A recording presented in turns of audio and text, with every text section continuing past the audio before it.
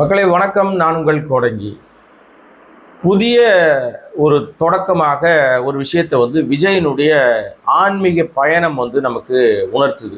வழக்கமாக பார்த்தீங்கன்னா இப்போ வந்து நீங்கள் நம்ம ஏதாவது ஒரு சாதனை செய்து விட்டோம், அல்லது ஒரு சாதனை செய்ய வேண்டும், அல்லது நம்ம வெற்றி பெற வேண்டும், அல்லது நம்ம ஏதாவது ஒரு நம்முடைய எண்ணத்தில் ஒரு பெரிய முன்னேற்றம் அடையணும்னா கோயில் கோயிலாக போவாங்க. நிறைய விஷயங்கள் நம்ம பார்த்துருக்குறோம். இப்போ விஜயனுடைய ஆன்மீக பயணத்தின் பின்னணி என்னவா இருக்கும்? சின்ன குழந்தைய கேட்டால் கூட சொல்லிவிடும். அந்த குழந்தைங்களை மட்டும் நம்ம கூப்பிடவே கூடாது இப்போ. ஏன்னா குழந்தைகளை வைத்து விஜய் ஆடின பெரிய அரசியல் கேம் இப்போ அவருக்கே பூமரங் மாதிரி திரும்புது. அது அயோக்கியத்தனத்துடைய உச்சமாக இருக்குது. பல வழக்குகளை அவர் வாங்கிட்டு இருக்காருன்னு வச்சுங்களேன். இதுவரை யாரும் செய்யாத ஒரு அசிங்கத்தை, கேவலத்தை தன்னுடைய பதவி வெறிக்காக குழந்தைகளை பயன்படுத்தியிருக்காரு. அந்த குழந்தைகளுடைய மனநிலை என்னமா இருக்கும் 4ஆம் தேதிக்கு பிறகு நமக்கு தெரியல. அந்த குழந்தைகளை வீடியோ எடுத்த பெற்றோரை கேவலமா நம்ம சொன்னா கூட அதுங்க உரைக்காம இன்னும் கூட நிறைய பெற்றோர் வீடியோ போட்டுட்டே இருக்காங்க. அவங்களாம் என்ன உண்மையிலேயே அதுங்க பெத்துதுங்களா இல்லை எங்கன்னா வாங்கிட்டு வந்துச்சுங்களா குழந்தைகளான்னு தெரியல. கேவல பிறவியா இருக்காங்க பெற்றோர். அதை விட்டுருங்க. அதற்கான பலனே அவங்க அனுபவிச்சுட்டு போவாங்கன்னு வச்சுங்களேன். அது நிச்சயமாக நடக்கும். காவல்துறை கொஞ்சம் கவனமாக ஒரு 4 பேரை பிடிச்சி 4 ஷாட் சாத்தினாங்கன்னா இந்த மாதிரி வீடியோ போடுறத நிறுத்துவாங்க. குழந்தைகளை வச்சு வீடியோ போடாதீங்கன்னு ஒரு 4 ஷாட் சாத்தணும். இல்லை காலையிலேருந்து சாயங்காலம் வரைக்கும் ஜெயிலில் உட்கார வச்சுங்க. அதாவது ஸ்டேஷனில் உட்கார வச்சாலே அவங்க மாறுவதற்கு வாய்ப்பு இருக்குது. சரி, இது ஒரு பக்கம் நடக்கும்னு நம்ம நினைக்கிறோம், பார்ப்போம். அது கண்டிப்பாக ஒரு சூழல் வரும். இதுக்கு இடையிலே விஜயனுடைய இந்த ஆன்மீக பயணத்துக்கு, தேர்தலுக்கு பின்னான ஆன்மீக பயணத்துக்கு என்ன காரணம்? என்ன திடீர்னு தேர்தலுக்கு முன்னாடி போனால் கூட ஏதாவது நீங்கள் ஓட்டுக்காக போகிறேன்னு சொல்லலாம். அது போனாராங்க, ஒரு மூட்டி போட்டு போனார் திடீர்னு. இது வரைக்கும் அவர் தன்னை ஜோசப் விஜய்னு அடையாளப்படுத்திக்கிட்ட பிறகு கூட கிறிஸ்தவராக எங்கேயும் அடையாளப்படுத்திக்கல. தன்னை காமிக்கவே இல்லை. எந்த கோயிலுக்கு போனதாக எந்த ரெக்கார்டும் கிடையாது. ஆனால் திடீர்னு திருச்சி கிழக்கில் போய் மூட்டி போட்டு போறாரு. 41 பேர் நசுக்கி கொன்னப்ப கூட அந்த பரிகாரம் தேடி பாவ மன்னிப்பு கேட்டு போல. இது காரணம் என்னன்னா, பச்சையா தெரிஞ்சுது இது ஓட்டுக்காக, சிறுபான்மையினர் வாக்குகளை பெறுவதற்காக நாடகம் போட்ட ஒரு கபட வேடதாரின்னு தெரிஞ்சுது. அதுக்கப்புறம் போய் தர்காவில் போயிட்டு நின்னாரு, பேசினாரு. அதுக்கப்புறம் போய் சாஷ்டாங்கமா அம்மன் கோயிலில் விழுந்தாரு. இதெல்லாம் தேர்தலுக்கு முன்பாக நடந்த கேலி கூத்துக்கள். கேலி கூத்து தான், விஜயை பொறுத்தவரைக்கும் கேலி கூத்து தான். இதெல்லாம் உண்மையிலேயே ஆன்மீகத்தை நேசிக்கிறவர்கள், நம்புகிறவர்கள் இதெல்லாம் செய்ய மாட்டாங்க. இதுக்கு இடையிலேயே அவர் அந்த டிராமாலாம் போட்டு முடிச்சதுக்கு எல்லாத்துக்கும் காரணம் ஒரு ஜோசியர். அவர் ஜோசியத்தை நம்புறாரு. ஜோசியத்தை நம்பி தான் 8 புள்ளி கோலத்தில் ஆரம்பிச்சு எல்லா வேலையும் பார்த்துக்கிட்டு இருக்காரு. வீட்டில் இவ்வளவு வேலைகள் பார்த்துக்கிட்டு இருக்காங்க. பிரம்ம முகூர்த்தத்தில் கோலம் போடுறாங்க. பொம்பளைய வீட்டில் விட்டு விரட்டிட்டார். குடும்பத்துக்கு மரியாதை சேர்க்கக்கூடிய, குடும்பத்துக்கு ஒரு நன்மதிப்பை சேர்க்கக்கூடிய தான் பொண்டாட்டியே வீட்டை விட்டு விரட்டிட்ட ஒரு கேடுகட்ட ஜென்மம் ஊர்ல இருக்கிற பொம்பளைகள்லாம் வீட்டில் சேர்த்து வச்சு கோலம் போட்டுட்டு இருக்குன்னு அப்பயே காரி துப்புனாங்க. இப்போ தேர்தல் நடந்து முடிஞ்சிருச்சு. 4ஆம் தேதி ரிசல்ட் தெரியும். ஒரு 11 மணிக்கெல்லாம் முன்னணி நிலவரம் தெரிஞ்சிடும். ஆளாளுக்கு காசு கொடுத்து ஏதோ ஒன்று பண்ணிட்டு இருக்காங்க. முன்னணியில் அவர் தான் வந்துட்டார், இவர் தான் வந்துட்டார், அமைச்சரவை பட்டியலை என்னவோ பண்றாங்க. அதெல்லாம் அதுக்குள்ள போக வேண்டாம். நம்ம இப்ப தேர்தலுக்கு பிந்தைய டிராமால உச்சபட்சமாக இருக்கிறதுனா, ஒரு பக்கம் சோசியல் மீடியால தன்னை முதல்வராகவே காமிச்சு ப்ரமோட் பண்றதுக்கு பல கோடிகளை ஜோசப் விஜய் செலவு பண்ணிட்டு இருக்காரு. இன்னொரு பக்கம் அது காரணம் ஒன்று ரூட் ஜெகதீஷ், இன்னொரு பக்கம் இந்த வளர்ந்து கட்ட 6 அடி எருமை ஆதவ். இந்த 2 பேரும் பணத்தை கோடி கோடியா செலவு பண்ணி, லட்சமா செலவு பண்ணி இவரை முதல்வராகவே சோசியல் மீடியால உருவாக்கிட்டு இருக்காங்க. ஏன்னா ஏதோ ஒரு சதி திட்டத்தை பாஜக RSS செய்ய போகுது. அதற்கு முன்னாடியே யாரும் தப்பா நினைச்சிடக்கூடாது. மக்கள் எதுவும் என்ன திடீர்னு இப்படி நடந்துச்சுன்னு நினைக்க கூடாதுனால முன்னாடியிலே ஒரு கட்டமைக்கிறாங்க. பனையூர் பக்கமா IAS அதிகாரிகள் நடக்கிறாங்க, வாக்கிங் போறாங்க, IPS அதிகாரிகள் வாக்கிங் போறாங்கலாம் உருட்டுனாங்க. எதுவுமே எல்லாம் உருட்டுன்னு வெளிப்படையா நம்ம பேச ஆரம்பிச்ச உடனே இப்போ அதெல்லாம் இப்போ இல்லை. இப்போ ஊடகங்கள் மூலமாக 30% வாக்கு, 25% வாக்கு, 40% வாக்குன்னு உருட்ட ஆரம்பிச்சிட்டாங்க. நிறைய பேர் வாக்கு சதவீதம் 30ன்றாங்க. எனக்கு அந்த பேசுற ஆட்களை கண்டாதான் நமக்கு என்னடா இவ்வளவு கேவலமா இருக்கு. காலையில ஒன்று பேசுறாரு, நமக்கு தெரிஞ்சவர் தான், நம்ம நண்பர் தான் அவரு, நம்ம உங்களுக்கெல்லாம் தெரிஞ்சவர் தான், மிஸ்டர் பெல். அவர் என்ன பேசுறாரு அப்படின்னா, காலையில 8 மணிக்கு திமுக ஜெயிக்கும்னு சொல்லி பேசுவார். மதியானம் 12-1 மணிக்கு இன்னொரு சேனல்ல போய் பேசுவாரு, இல்ல இப்போ அதிமுகவுக்கு தான் வெற்றி வாய்ப்பு ஜாஸ்தியா இருக்கு அப்படின்னு பேசுவார். அதுக்கப்புறம் சாயங்காலம் 6 மணிக்கு போய் ஏதாவது ஒரு யூடியூப் சேனல்ல உட்காந்து பேசிட்டு தாவேக்காவை அசைக்கவே முடியாது, திமுகவை அழிப்பது தாவேக்கா தான், தாவேக்காவுடைய அபரிமிதமான வளர்ச்சியால திமுக அழிஞ்சிருச்சு அப்படின்னு பேசுவார். மிஸ்டர் பெல், நீ கண்ணாடிலாம் பார்ப்பீங்களா, பார்க்க மாட்டீங்களா? நண்பர் தான், எங்க அண்ணன் தான் அவரு. ஆனா என்ன பண்றது, கேவலமா என்ன ஃபீடிங் நடக்குதுன்னே தெரிய மாட்டேங்குதுங்க.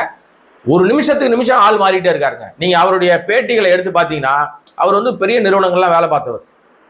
எனக்கு ரொம்ப நெருங்கிய, ரொம்ப வருஷம் நான் வந்து அவரோட பயணம் பண்ணியிருக்கேன். நிறைய சந்தர்ப்பங்களில் சந்திச்சிருக்கோம், பேசியிருக்கோம், டிபேட்டில் பேசியிருக்கோம், நிறைய சந்தர்ப்பங்களில் நம்ம வந்து பார்த்துருக்குறோம். ஆனாலும் அவருடைய அந்த செய்கை இருக்குதுங்களா, அது கேவலமாக இருக்குது, ரொம்ப அசிங்கமாக அருவருப்பாக இருக்குது. இந்த பெல் இந்த மாதிரி வேலை பார்க்குதுன்னா இன்னொருத்தர் இருக்கார், இதயத்தை பேரா கொண்டவர். அவர் வந்து நம்ம ராமசாமி இருந்தார்கள், அவருடைய பத்திரிகையில வேலை பார்த்தவர். அவர் திடீர்னு பார்த்தீங்கன்னா திமுக ஜெயிக்கும்னு பேசுறாரு. ஆனா பர்சன்டேஜ்ல வந்து பார்த்தீங்கன்னா விஜய் கட்சி 35% தாண்டோன்றாரு. ஏன்னா அறிவு இருக்காடா? என்ன லட்சணத்துல பேசுறீங்க? என்ன சர்வே நீங்க எடுத்து கீச்சிங்க? வயசுல பெரியவங்க, அதனால நம்மளால ஒன்றும் அவங்களை திட்ட முடியல. ஏதாவது ஒரு ஸ்டாண்ட்ல இருங்க. இங்கேயும் கால் வச்சுப்பாங்களாம் விஜய் பக்கமும். நாளைக்கு என்ன நடந்தா என்ன பண்றது, நம்ம யோகியமா சொல்லிட்டோம்னு சொல்லிக்கணும். இந்த பக்கம் திமுக சைட்லையும் கால் வச்சுப்பாங்களாம்.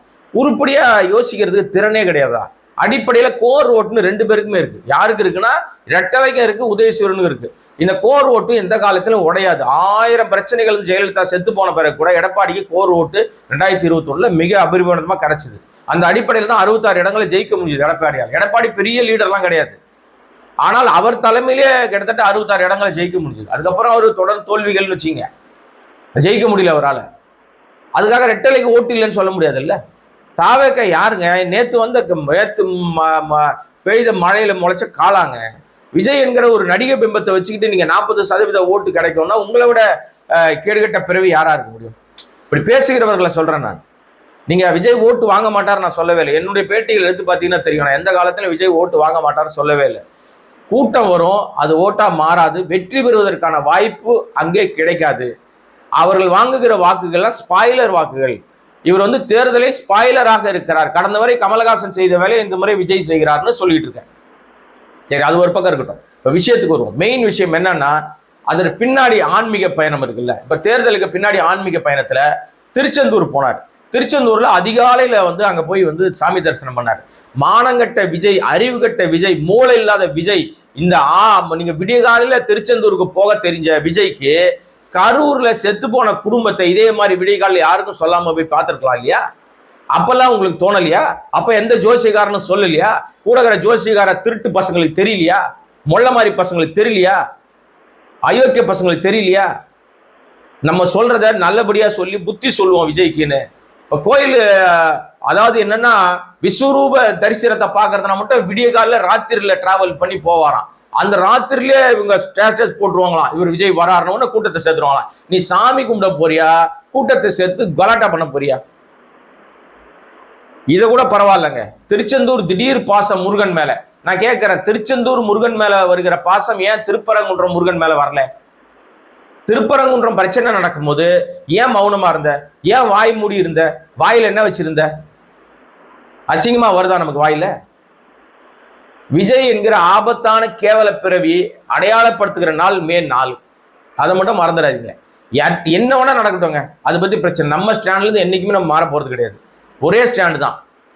இது பாஜக தில்லு முள்ளு, RS தில்லு முள்ளு, அல்லது வேறு ஏதாவது வகையில மக்களே வந்து ஏமாந்து போய் விட்டில் பூச்சி மாதிரி இந்த விஜயை நம்பி இருந்தால் கூட நம்ம ஸ்டாண்ட்ல இருந்து இறங்கி வர போறதே கிடையாது. விஜய் ஆபத்தானவன் தான், விஜய் நல்லவனே கிடையாது. விஜயால் இந்த தமிழ் சமூகம் சீரழிந்து கொண்டிருக்கிறது. குறிப்பாக இளைஞர் சமூகம் சீரழிஞ்சு கொண்டிருக்கிறது. இதுவரை இப்படிப்பட்ட தற்குறிகளை வடக்கனா தான் நம்ம திட்டிக்கிட்டு இருந்தோம், வடக்கில் இருப்பவர்கள் தான் திட்டிக்கிட்டு இருந்தோம், நார்த்தில் இருக்கிற இளைஞர்கள் தான் கேடுகட்டவர்களா இருக்காங்க திட்டிட்டு இருந்தோம். இன்னைக்கு தமிழ்நாட்டிலேயே அந்த மாதிரி ஒரு கேடுகட்ட பிறவிகளை நம்ம பார்க்க முடியுது. கண்மூடித்தனமா ஓடி போய் விட்டில் பூச்சி மாதிரி வண்டியில ஊழ்ந்து மண்டை உடஞ்சி செத்தா கூட எட்டி பார்க்காம போயிட்டு இருக்கான். இப்ப திருச்செந்தூர்ல ஒரு ஐதீகம் இருக்கு. திருச்செந்தூர்ல இவர் போனார் இல்லையா, அங்க ஒரு ஐதீகம் இருக்கு. யார் போனாலும் கோயிலுக்குள்ள போனா ஆண்களா இருந்தா சட்டை கட்டிட்டு தான் போகணும். அதற்கு பல்வேறு காரணங்கள் சொன்னாலும் நமக்கெல்லாம் தெரிஞ்ச காரணம், சட்டை கட்டினா நீ பூணூல் போட்டியா போடலையான்னு கண்டுபிடிச்சிடலாம், அவ்வளவுதான். நம்முடைய பார்வைக்கு அதுதான் தெரியுது. இது தப்பா ரைட்டாலாம் எனக்கு தெரியாதுங்க. நீங்க சட்டை இல்லாம அங்க போனா அது ஐதீகம். சட்டையை கட்டிட்டீங்கன்னா, நீங்க பூணூல் போட்டிருந்தீங்கன்னா உங்களுக்கு ஒரு தனிப்பட்ட ஒரு மரியாதை அங்க வழங்கப்படும். அதுல எழுதப்படாத விதி. ஏன்னா அவளுக்கு மட்டும்தான் அங்க பெரிய மரியாதை கிடைக்கும். எல்லா கோயிலையும், அந்த கோயில்னு சொல்ல வரல, எல்லா கோயிலையும் அவளுக்கு ஒரு தனி மரியாதை. பட் மற்றவர்கள் எல்லாம் சூத்திரர்களாக பார்க்கப்படுவார்கள். அவர்களுக்கு வந்து ஒரு பெரிய ஒரு இம்பாக்ட் இருக்காது. பட் இது மாதிரி வந்து பிரபலங்களா இருக்கிறவர்களுக்கு ஒரு தனி செல்வாக்கெல்லாம் இருக்கும்னு வச்சுங்களேன். இப்போ திருச்செந்தூர்ல அவர் அங்க உள்ள போறாரு. இவர் ஜோசப் விஜய் ஆகிய ஜோசப் விஜய், நல்லா புரிஞ்சுங்க. இதை நம்ம அடையாளப்படுத்தலைங்க, எச் ராஜா மாதிரியான பாஜக RSS சங்கிகள் தான் அடையாளப்படுத்துது. இவர் ஜோசப் விஜய். அது வரைக்கும் விஜய் தான் எல்லாருக்கும் தெரியும். ஜோசப்பாக அவர் அடையாளப்படுத்துறது அந்த ஆர்எஸ்எஸ் சங்கிகள். இப்ப அவர் எங்க வீட்டுல படுத்து கிடக்கிறார், அதனால அவரை பத்தி நம்ம பேச வேண்டாம். செய்ததுக்கு அவர் அனுபவிச்சுட்டு இருக்காருன்னு வச்சுங்களேன். இப்ப இவர் அங்க உள்ள போறார். பெரும்பாலும் இந்து கோயில்கள்ல ஒரு ஆகம விதிப்படி ஒரு டிக்ளரேஷனுக்கு கொடுக்கணும். எல்லா கோயில்கள்லயும் இருக்கு, திருப்பதியில் ஆரம்பிச்சு எல்லா கோயிலையும் இருக்கு. அங்க நீங்க உள்ள போகணும் அப்படின்னு சொன்னா ஒரு குறிப்பிட்ட எல்லை வரைக்கும் தான் நீங்க வந்து மாற்று மதத்தினர் உள்ள போக முடியும். அதுக்கப்புறம் போனோம்னா நீங்க வந்து அங்க உள்ள டிக்ளரேஷன் ஃபார்ம்ல எனக்கு இந்த கடவுள் மீது நம்பிக்கை இருக்கு, இந்த கடவுளை நான் வந்து முழுமையாக நம்புகிறேன், இவரால் எனக்கு நன்மை கிடைக்கும் நம்பி நான் இவரை வழிபட வந்திருக்கிறேன், நீ டிக்ளரேஷன் கொடுத்தாதான் நீ உள்ளேயே நீ வந்து அனுமதிச்சு சாமி கும்பிட அனுமதிப்பாங்க. அப்படி ஒரு அங்க புத்தகம் இருக்கும், நீங்க எழுதி டிக்ளரேஷன் நீங்க கொடுக்கணும். அது எல்லா கோயிலையும் இருக்கு. குறிப்பாக இந்துக்கள் அல்லாதவர்கள் அங்க ஒரு பெரிய நாம்சே போட்டாங்க. நீங்க சாமின்றதே வந்து கடவுளை நாம ஏன் வணங்குறோம்?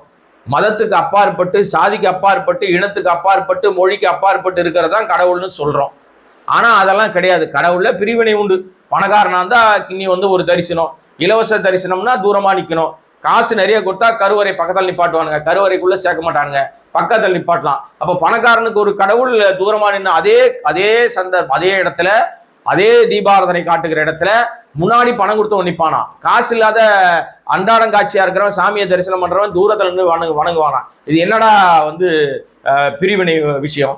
இதுதான் இந்த சாமி ஏத்துக்கிற விஷயமா? சாமி இப்படிதான் சொல்லுதா? காசு கொடுக்குறவன முன்னாடி நிப்பாட்டு, காசு இல்லாதவனை பின்னாடி நிப்பாட்டுன்னு சொல்லுதா? எந்த ஊரை ஏமாத்துறீங்கன்னா அதுதான் நடந்துகிட்டு இருக்கு. நம்ம பேசுறதுனால எந்த ஒரு நன்மையும் நடக்க போறது இல்லை வச்சுங்க. பட் இதுதான் காலங்காலமா நடந்துகிட்டு இருக்கு. அது ஒரு பக்கம் நடக்கட்டும், அது நமக்கு தேவையில்லை. அது வந்து ஒரு தனி ட்ராக்.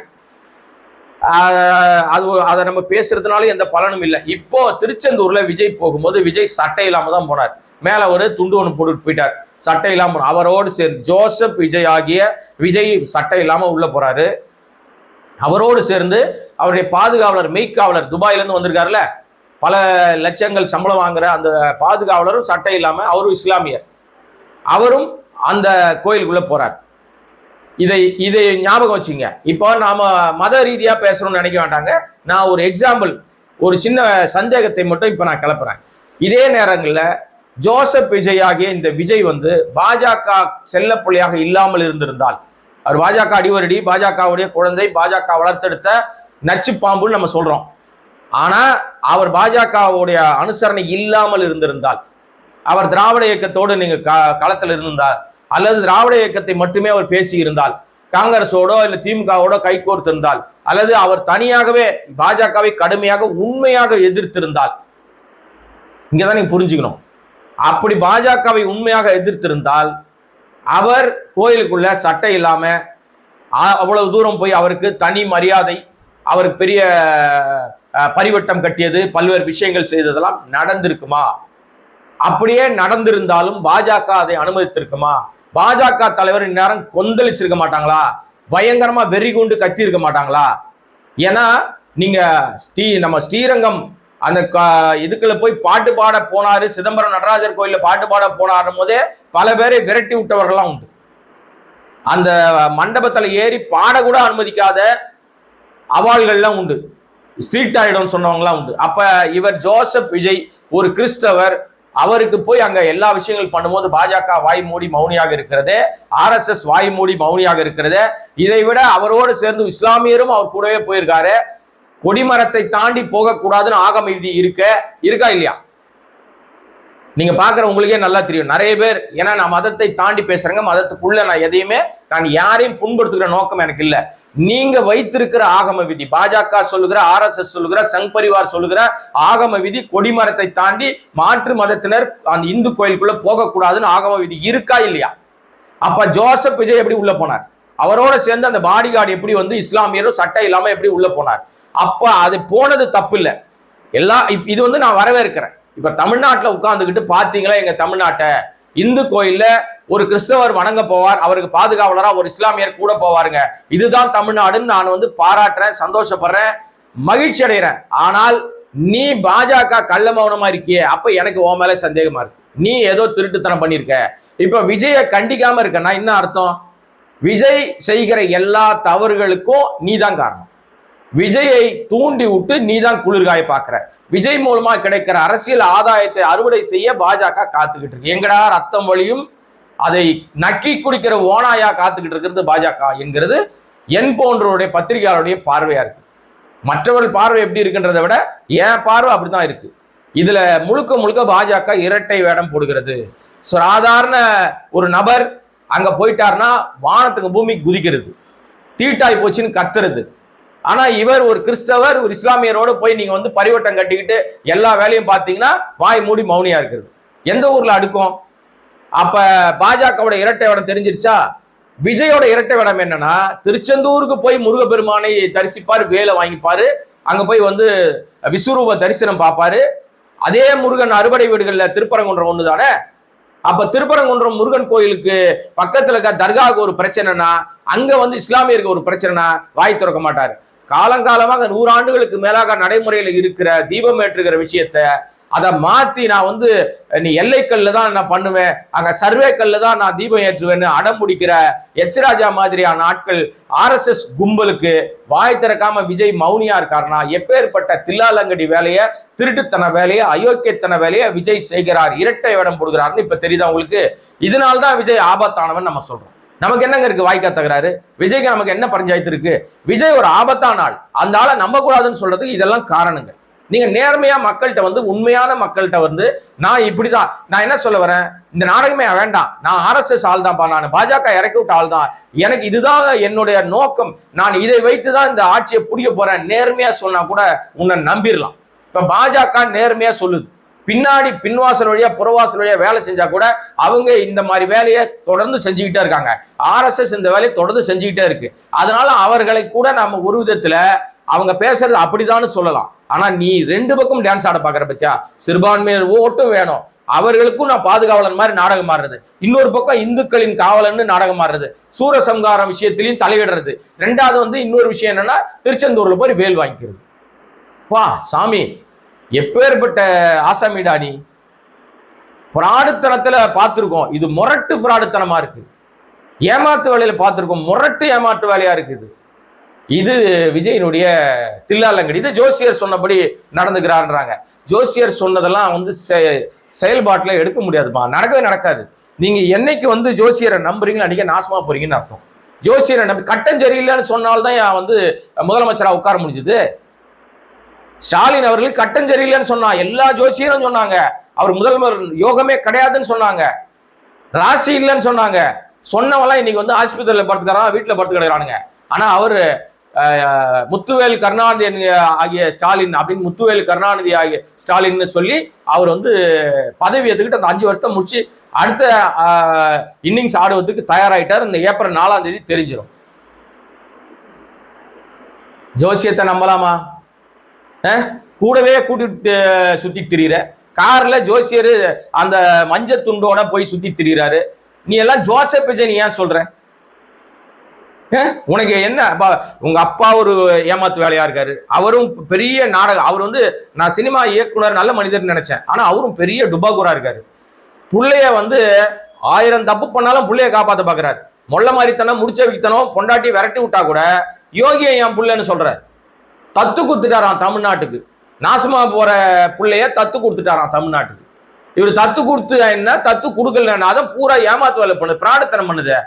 ஏன்டா பிரார்த்தனை பண்றானா? அப்பனே சரியில்லை, அப்போ ஒழுங்கா இருந்தானா இந்த புள்ள ஒழுங்கா இருந்திருக்கும். அம்மா ஒரு பக்கம் வந்து திருப்பதியில போய் சாமி கும்பிடுவாங்க, அப்பா ஒரு பக்கம் வந்து திடீர்னு வேளாங்கண்ணிக்கு போவாரு, திடீர்னு வந்து திருக்கடையூர்ல போய் வந்து சதாபிஷேகம் பண்ணிப்பாரு.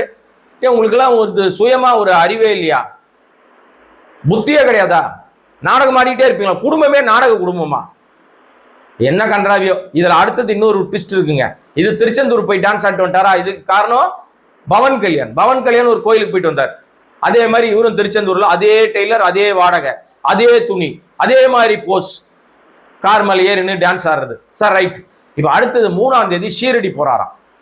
ஷீரடி தனி விமானத்துல போயிட்டு அங்க வந்து அவங்க ஒரு வேண்டுதல் இருக்கு.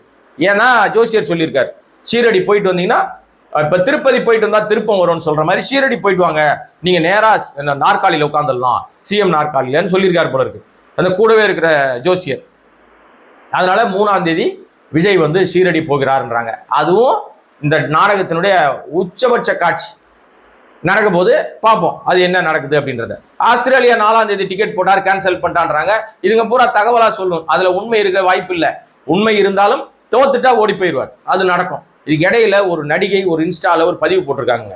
அது என்ன சொல்லியிருக்காங்கன்னா, நான் தூக்கத்தை தொலைச்சிட்டேன், தூக்கத்தை நான் வந்து தொலைச்சதுனால அதையெல்லாம் ரெக்டிஃபை பண்ணனா எனக்கு 26 இல்லை 62 வரைக்கும் நான் காத்திருக்கணும், அப்போதான் என்னுடைய முழுமையான என்னுடைய வாழ்க்கைக்கு நான் வந்து இது பண்ண முடியும் அப்படின்னு ஒரு பதிவு ஒன்று போட்டு வச்சிருக்காங்க.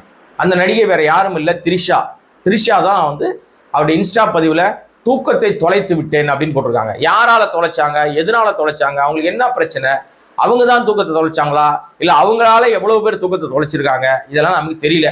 அவங்க அது எப்பவுமே திரிஷா வந்து பார்த்தீங்கன்னா தேன் குழல் முறுக்கு அப்படின்னு ஆஸ்திரேலியா ஜெர்மனி போட்டாலாம் போடுவாங்க. முறுக்கு சாப்பிட்ற நேரமா அது பரபரப்பாக போயிட்டு இருக்கிற நேரத்தால் தேன் குழல் முறுக்குன்னு இன்ஸ்டால பதிவு போடுவாங்க. எல்லாரையும் மென்டல் ஆக்குவாங்க, பைத்தியக்காரனாக்குவாங்க. அப்படிதான் ஒரு பைத்தியம் பின்னாடியே சுத்திட்டு தெரியுது. அது யாருன்னு நீங்களே முடிவு பண்ணீங்க. நான் ஏன் வாயால் அதை சொல்லுவானே. இப்போ இன்னைக்கு வந்து முழுக்க தமிழ்நாடு அரசியல் என்பது ப்ராப்பரான அரசியல்வாதிகள் அவங்க தேர்தல் பணியாற்றினாங்க, மக்கள்கிட்ட போய் நேர்மையாக நான் செஞ்ச சாதனைகளை சொல்லி ஓட்டு கேட்டாங்க, செய்ய போற விஷயங்களை சொல்லி சில பேர் ஓட்டு கேட்டாங்க. அவங்க எல்லாமே அவங்க வேலையை பார்த்துட்டு அவங்கவுங்க விஷயத்துக்கு தயாரா இருக்காங்க. ஆனா வாயை திறந்தா பொய்யை தவிர வேற எதுவுமே பேசாத, வாழ்க்கை முழுக்க பொய் பேசி குடும்பத்தை ஏமாத்தின விஜய் மாதிரியான தற்குறிகள் இன்னமும் மக்கள் இடத்துல நான் நல்லவன் அப்படின்னு வேஷம் போடுவதற்காக கோயிலா ஏறி இறங்குறாங்க. இந்த நீங்க திருச்செந்தூர் மட்டும் இல்லைங்க, அறுபடை வீட்டுக்கு போனாலும் முருகன் அருள் உங்களுக்கு கிடைக்கவே கிடைக்காது. முருகனை வணங்குகிற தமிழ் கடவுள் முருகன்னு சொல்றாங்கல்ல, தமிழ் கடவுள் நிஜமாவே முருகனுக்கு பவர் இருந்துச்சுன்னா, உண்மையிலேயே அவருக்கு மிகப்பெரிய செல்வாக்கு இருந்துச்சுன்னா, இந்த விஜய் மாதிரியான கேடுகட்ட பிறவிகள் 41 பேரை நசுக்கி கொன்ன ஆட்களை கோயிலுக்குள்ளேயே சேர்க்கக்கூடாது. அல்லது அவர்கள் என்ன வேண்டிக்கிறாங்க, அவங்க ஏதோ ஒரு வேண்டுதல் இருக்கும் இல்லையா, என்ன பெருசா வேண்டிக்க போறாரு, எனக்கு பொண்டாட்டிக்கிட்ட இருந்து டைவர்ஸ் கிடைக்கணும், நான் நினைக்கிற விஷயத்த இன்னொரு கல்யாணம் பண்ணிக்கணும், இதெல்லாம் தான் வேண்டுதலா இருக்கும். சிஎம் நாற்காலியில் உட்கார்ந்துடணும், எப்படி ஆட்சி பண்ணணும்னு வேண்ட தெரியாது, நாற்காலியில் உட்கார்ந்த பதவி ஆசைப்பிடிச்சு வெறி பிடிச்சா அலையுது, பதவி வெறி. அதுதான் முழுக்க அந்த வெறுப்பு அரசியலே காமிக்கிறது. இதை தவிர இவருக்கு ஒன்றும் பெரிய வேண்டுதல் இருக்க வாய்ப்பு இல்லை. பிள்ளைங்க நல்லா இருக்கணும், புள்ள நல்லா இருக்கணும், புள்ள எடுக்கிற படம் ஜெயிக்கணும், பொண்ணு நல்லா படிக்கணும், பொண்ணுக்கு நல்ல இடத்துல வாழ்க்கை அமையணும், இதெல்லாம் வேண்டியிருக்க மாட்டார். டெஃபினட்டா ஒரு வேண்டுதல் அதுவா இருந்திருக்காது. அந்த நாய் நல்லா இருக்கணும்னு வேண்டியிருப்பார். ஒரு நாய்க்குட்டி வச்சு தூக்கூடாரு பாருங்க, அந்த நாய் நல்லா இருக்கணும்னு வேண்டியிருப்பார். அப்படிப்பட்ட கேடுகட்ட பிறவிகள் தான் நாட்டில் நடமாடிட்டு இருக்கான். தலைவர்களாக தன்னை அடையாளப்படுத்திக்க ட்ரை பண்றாங்க. ஆனா இவர்களெல்லாம் தலைவர்களாக ஆகவே முடியாதுங்க. ஆனா வரலாற்றில் விஜய் இடம் பிடிப்பார். வரலாற்றில் விஜய் இடம் ஏற்கனவே பிடித்து விட்டார். என்னங்க சொல்றீங்க? உண்மைதான். வரலாற்றில் விஜய் இடத்தை இனி யாராலும் எந்த அரசியலுக்கு வருகிற நபர்களாலும் பிடிக்கவே முடியாது. அது என்ன இடம்னா, தன்னை பார்க்க வந்த ரசிகர்களை 41 பேரை நசுக்கி கொண்ட அந்த சாதனையினுடைய உச்சத்தை, அந்த ரெக்கார்டை இனி யாராலும் தொடவே முடியாது. அது விஜய்க்கு மட்டுமே உரிய விஷயம். இதுவரை விஜயால் இறந்தவர்கள் மட்டுமே 54 பேர் தெரிந்தது. தெரியாதது எத்தனைன்னு தெரியாது. காயம்பட்டவர்கள் 100 கணக்கில். இதுவரை எந்த அரசியலுக்குள்ள வந்த ஒரு நபரால் இத்தனை இழப்புகளை, இத்தனை சோகங்களை நம் தமிழ்நாடு சந்தித்ததில்லை, இந்தியா சந்தித்ததில்லை. இப்ப 4ஆம் தேதி பதட்டமா இருக்கு, பயமா இருக்கு. ஏன்னா நிறைய வருகிற சோசியல் மீடியா தரவுகள், அந்த வீடியோக்கள்லாம் பயத்தையும் பதட்டத்தையும் ஏற்படுத்துது. ஜாக்கிரதையா இருங்க. நம்ம சொல்லிக்கிட்டே இருக்கோம். நேற்றைக்கு கூட முன்னாள் நீதியரசர் அவர் சொல்லியிருக்கிறார், இந்த மாதிரி நீங்க எல்லாம் தயவு செய்து எல்லா அரசியல்வாதிகளும் ஒரு வீடியோ போடுங்க, ஒரு கடிதம் எழுதுங்க, உங்க தொண்டர்களுக்கு சொல்லுங்க, உங்க ரசிகர்களுக்கு சொல்லுங்கன்னு சொல்லியிருக்காரு. நிறைய பேருடைய கூற்றவும் அதுவாக தான் இருக்கு. என்ன நடக்குது அப்படின்றத பொறுத்திருப்போம். இந்த வீடியோவை சப்ஸ்கிரைப் பண்ணாமல் பார்த்துட்டு இருக்க அன்பு நண்பர்கள் சப்ஸ்கிரைப் பண்ணீங்கன்னா இன்னும் பல்வேறு விஷயங்கள் பேசுவதற்கு வாய்ப்பாகும். நன்றி, வணக்கம்.